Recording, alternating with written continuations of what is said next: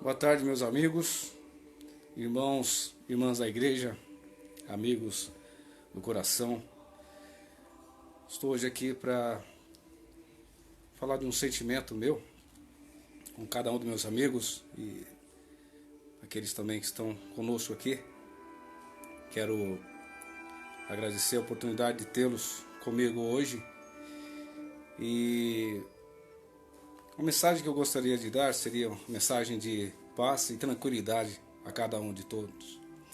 Principalmente o fato, o momento que nós estamos vivendo, um momento muito difícil até, né?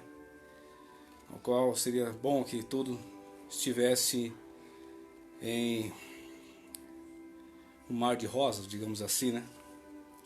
Mas pensando no que poderia falar, eu pesquisando algumas coisas, pude achar um discurso do presidente Thomas S. Monson, que se intitula, de abril de 2009, tenham bom ânimo. O mais estranho que seja ter ótimo ânimo nesses momentos difíceis, o presidente Monson ele fala de uma maneira tão cativadora e confortante para cada um de nós. Podemos dizer que estamos no mesmo barco, né? O mundo inteiro está passando por isso. Mas o presidente Monson ele fala que seria fácil ficarmos desanimados e descrentes em relação ao futuro, ou até temerosos do que está por vir ainda. E ele continua que se nos concentrássemos apenas nos que está errado no mundo, em nossa vida, hoje, em vez disso, gostaria de falar a vocês alguns pensamentos e atitudes que os problemas que nos cercam e centralizar a atenção nas bênçãos que o Senhor tem para cada um de nós. Porque ele diz, porque Deus não nos deu o espírito de temor, mas de fortaleza e de amor e de moderação. Na verdade, é muito fácil até falar sobre coisas que a gente já passou, mas muitas vezes o futuro fica muito difícil para a gente entender melhor. Ninguém passa pela vida sem problemas e desafios e mesmo tragédias e infortúnios. Cada um de nós temos um tempo. Afinal, em grande parte estamos aqui para aprender e crescer por meio desses acontecimentos em nossa vida. Sabemos que há momentos em que teremos sofrimentos, pesar e tristeza. Contudo, foi dito, Adão caiu para que os homens existissem, e os homens existem para que tenham alegria, mesmo nesses tempos difíceis. Como podemos ter alegria na vida a despeito de tudo que venhamos a enfrentar, e estamos enfrentando também?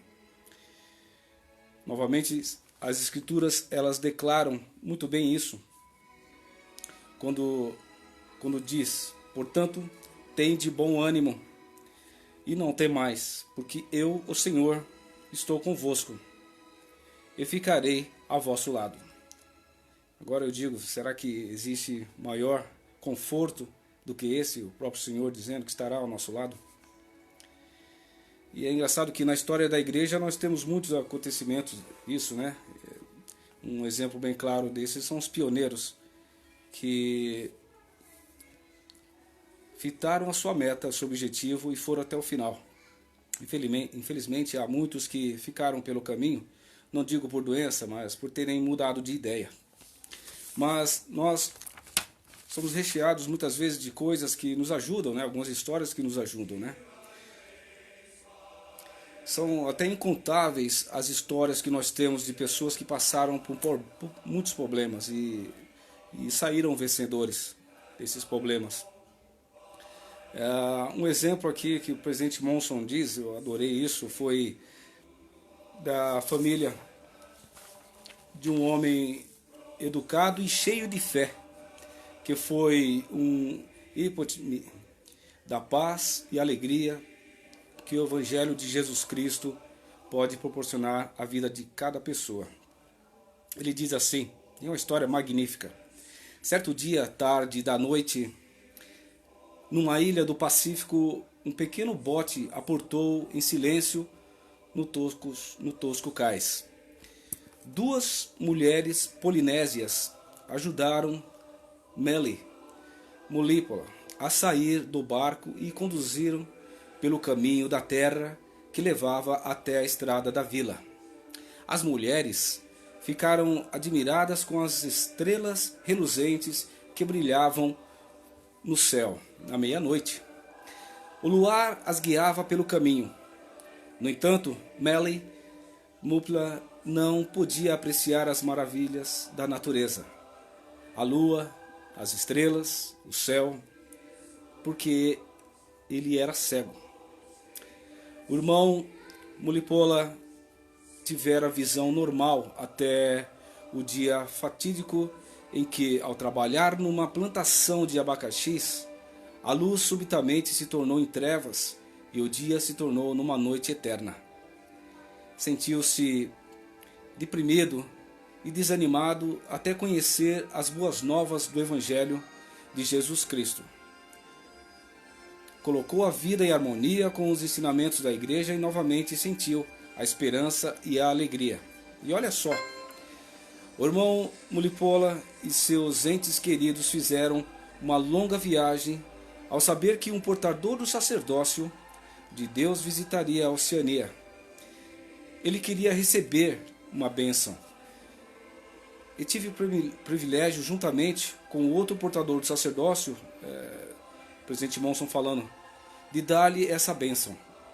E ele diz que, ao terminar, percebi que lágrimas rolavam de seus olhos sem visão, correndo pelo rosto moreno e pingando em sua roupa nativa. Ele caiu de joelhos e orou: ó Deus, tu sabes que estou cego. Teus servos me abençoaram para que eu possa recuperar a visão. Quer em tua sabedoria eu veja a luz, eu permaneça em trevas durante todos os dias de minha vida. Te serei eternamente grato pela veracidade do teu evangelho que agora vejo e que me proporciona a luz de minha vida. Ergueu-se e, sorrindo, olha só, agradeceu-nos por ter lhe dado a bênção. Em seguida foi-se embora na calada da noite. Em silêncio chegou, em silêncio partiu. Mas jamais me esqueci de sua presença, que me fez refletir nessa mensagem do Mestre, quando o próprio Mestre diz: eu sou a luz do mundo.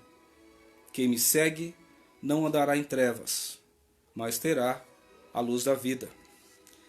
Meus irmãos e irmãs, o presidente Monson continua: todos temos essa luz na vida. Não estamos abandonados e sozinhos, por mais escuro que seja o nosso caminho.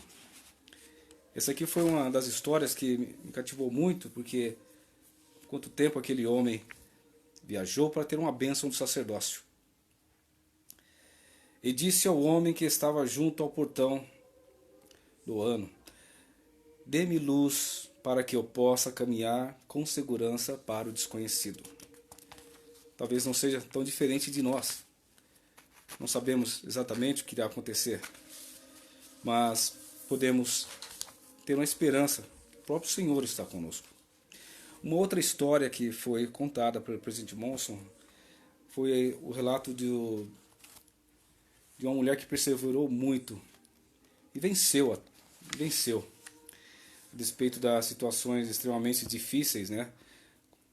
Isso começou na Prússia Oriental, depois da Segunda Guerra Mundial. Ele fala que por volta de março de 1946, menos de um ano após o final da guerra, Ezra Taft Benson, que na época era membro do Quórum dos 12 Apóstolos, acompanhado por Frederick W. Babel, recebeu o encargo especial de viajar pela Europa com o intuito específico de reunir-se com os santos, avaliar as suas necessidades e prover-lhes assistência. O Elder Benson, diz o presidente Monson, e o irmão Babel contaram mais tarde, com base no testemunho, foi um testemunho verídico, que ouviram a experiência pessoal de uma irmã da igreja que foi parar numa região que já não era controlada pelo governo do país em que ela morava. Isso na Segunda Guerra Mundial. Diz que ela e o marido tiveram uma vida de sonhos na Prússia Oriental. Teve início então a Segunda Guerra Mundial. Seu amado e jovem marido foi morto nos últimos dias das terríveis batalhas travadas no seu país de origem, deixando-a sozinha para cuidar de 4 filhos. Olha só, 4 filhos. As forças de ocupação determinaram que os alemães da Prússia Oriental deveriam ir para a Alemanha Ocidental, procurar um novo lar. Não sabiam o que iam encontrar por lá. Mas olhem que interessante, né? A mulher ela era alemã, portanto teve que ir. Era uma viagem de mais, prestem atenção, de 1.600 quilômetros. Presumo que 1.600 quilômetros seja como daqui para a Bahia ou para o Ceará, por aí. E ela não tinha como fazê-la, a não ser simplesmente a pé. Foi-lhe permitido carregar apenas alguns pertences básicos que conseguiu colocar em seu pequeno carrinho de rodas de madeira. Além dos filhos e uns poucos pertences, ela levara consigo uma vigorosa fé. E no Evangelho que ela tinha um profundo testemunho do profeta moderno. Ela e os filhos começaram a viagem no final do verão, bem no final do verão. Sem comida, sem dinheiro, foi obrigada a coletar seu sustento diário nos campos e florestas ao longo do caminho. Enfrentou constantes perigosos e deparar-se com refugiados em pânico e soldados que pilhagem. À medida que os dias se tornaram semanas e as semanas meses, a temperatura caiu abaixo de 0. Ela seguiu trôpega e a cada dia andando sobre o solo congelado com a filha caçula. Apenas um bebê nos braços e seus outros 3 filhos seguiam com muita dificuldade os passos da mãe. E o mais velho, de 7 anos, puxava o carrinho de madeira contendo seus pertences. Tiras velhas de sacos de estopa envolviam seus pés, provendo a única proteção para eles, porque os sapatos havia muito tinham se desgastado. Contavam apenas com casacos leves, bolidos que lhes cobriam as roupas, leves e rotas como única proteção contra o frio. Não tinham quase nada para proteger do frio. Pouco depois começou a nevar e os dias e as noites se tornaram um pesadelo. À noite, ela e as crianças procuraram algum tipo de abrigo, um celeiro ou barracão, e se aninhavam uns aos outros, bem juntinhos lá, para esquentar, para manter o calor debaixo de leves cobertores tirados do carrinho. Ela se esforçava para expulsar da mente o terrível temor de que pereceriam antes de chegar a seu destino.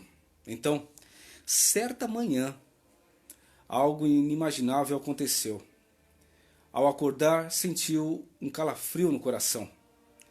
O corpinho da filha, de 3 anos, estava frio e inerte.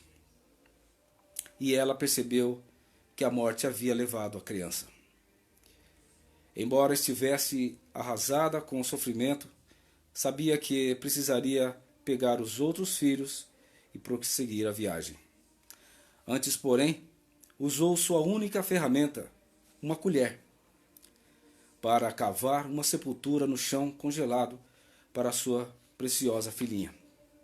A morte, porém, seria uma companheira constante durante toda a jornada.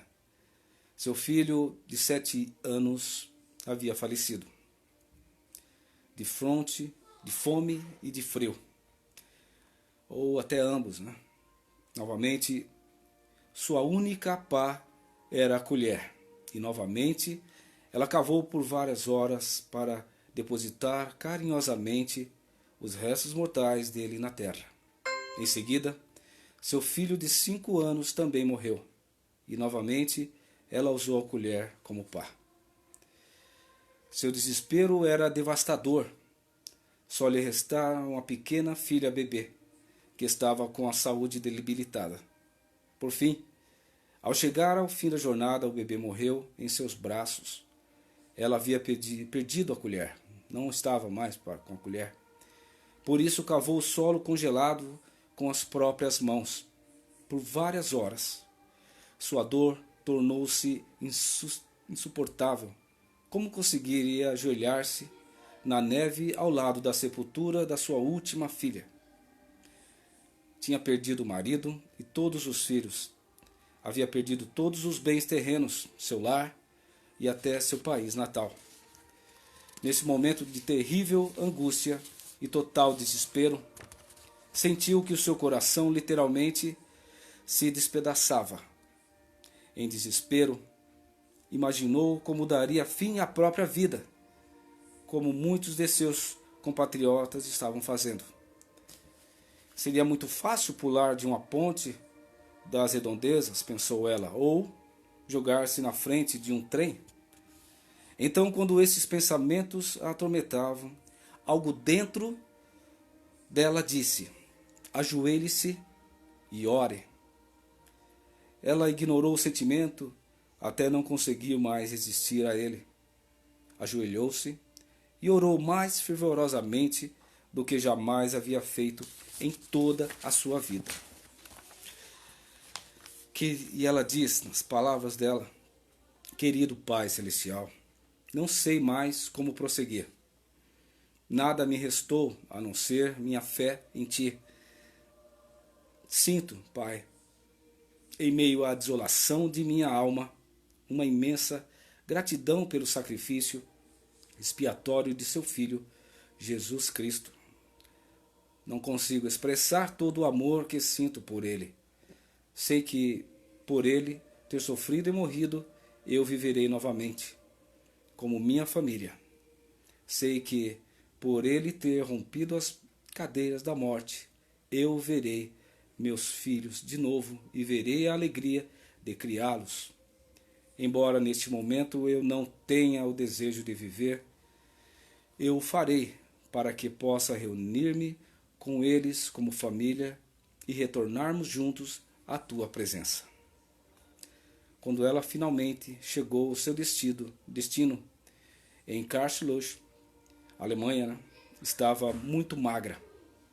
O irmão Babel disse que o rosto dela tinha uma coloração roxo acinzentada. Os olhos estavam vermelhos e inchados, e as articulações salientes. Estava literalmente em estado avançado de desnutrição. Numa reunião da igreja realizada pouco depois, ela prestou um glorioso testemunho, declarando que, de todas as pessoas que sofriam em seu triste país, ela era uma das mais felizes, porque sabia que Deus vive, que Jesus é o Cristo, e que Ele morreu e ressuscitou para que todos possamos viver novamente, e testificou que sabia que, se continuasse fiel e leal até o fim, ela se reuniria com aqueles que havia perdido e seria salva no reino celestial de Deus. Lemos, irmãos, nas Santas Escrituras: eis que os justos e os santos do Santo de Israel, e os que tiverem acreditado nele, os que tiverem suportado as cruzes do mundo, herdarão o reino de Deus. E a sua alegria será completa para sempre. E o presidente Monson, ele deixa o seu testemunho, quando ele diz que: testifico a vocês que as bênçãos que nos foram prometidas são imensuráveis embora se formem nuvens de tempestade, embora a chuva seja derramada sobre nós, nosso conhecimento do Evangelho e nosso amor pelo Pai Celestial e por nosso Salvador vão consolar-nos e dar-nos alento e alegria aos corações.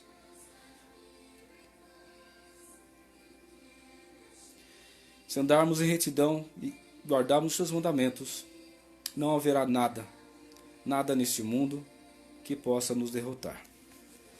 É uma declaração e é uma experiência que nos conforta em momentos difíceis.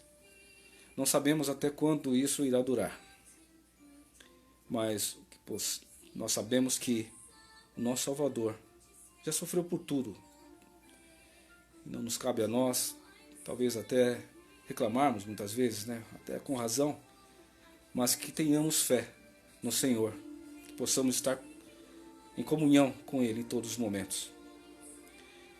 Essas histórias, não só como essas, como muitas outras, como Jó, que perdeu tudo, e o Senhor deu 7 vezes mais a ele, como muitos outros que sofreram, né?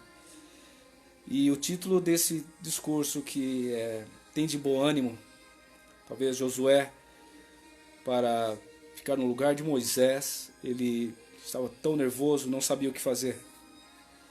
E chefiar uma nação no êxodo, praticamente, dos israelitas, foi muito difícil. Mas o Senhor disse para ele, tem de bom ânimo. E para nós não é diferente. Irmãos e irmãs, eu testifico que Cristo vive. Queria eu mesmo poder aliviar cada cruz, aliviar a cada um que está precisando. Oro para que o Senhor nos ajude em todos os momentos, para que possamos outra vez estar unidos na nossa capela. Já há um bom tempo, né? 1 mês e pouco que estamos longe, mas o Senhor proverá, eu sei disso. Em nome de Jesus Cristo, amém. Muito obrigado, que o Senhor abençoe cada um de nós.